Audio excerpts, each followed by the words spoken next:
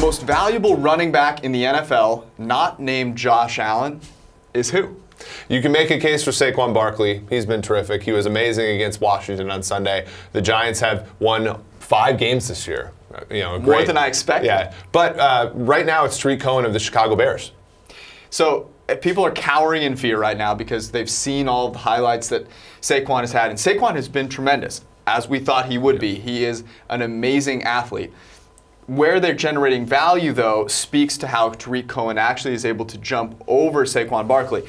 The sheer mass and volume of Barkley has helped him out a lot. But the efficiency for Cohen is what bumps him over the top. Yeah, he's averaging 2.71 yards per outrun. Only 2 players, they're both wide receivers, have higher than that. Michael Thomas, Julio Jones, 2 of the best players there. So he's being really efficient. And when you think about that as a metric for efficiency, it really does paint a picture. Every time you run a route, either somebody else has got to catch the ball or you got to catch the ball. And when Barkley averaging 1.7, there's just more area for an offense to sort of make a mistake or incomplete a pass or whatever. And Cohen's simply not doing that for Chicago. He's really a really great bang for your buck player in the passing game, which we know matters the most for running backs. Whether you want to capitalize on who the best running back in the NFL is or the MVP, which, hate to break it to you, probably is not a running back, MyBookie.ag has got you covered. They even offer in-game live betting, so if you happen to flip on the TV and it's a random college basketball game at halftime, you can still make it more exciting.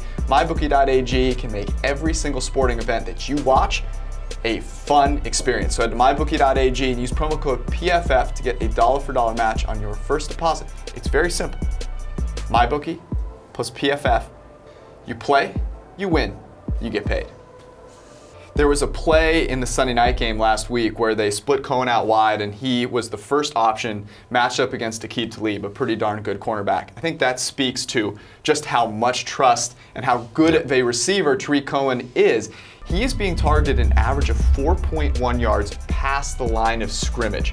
The average for running backs is about 0.7. That is the second highest mark we've ever seen. David Johnson's 2016 season is the only one that's higher, which was an amazing receiving season for a running back. And that speaks to Cohen's ability to make catches where they count, which is further downfield. He's only dropped 1 pass despite catching the ball so far downfield. Saquon Barkley's been great. He's catching the ball under a yard past the line of scrimmage, and he has 4 drops. So not quite the efficiency that Cohen is producing for the Chicago Bears. Yeah, and despite catching the ball further downfield, their yards after the catch are basically the same. Barkley's about a half a yard more. So Cohen's not only catching the ball with more of an advantageous spot for their offense, but he's also doing just as much afterwards. And obviously, so we know that he's got the advantage as a pass receiver. As a rusher, they're both kind of similar in terms of their ability to produce expected points, their lack of oftentimes being caught behind the line of scrimmage. One place where Cohen stands out, though, is he's averaging a half a yard more after contact than Barkley. And we know that that's one statistic that carries with running backs season to season to season.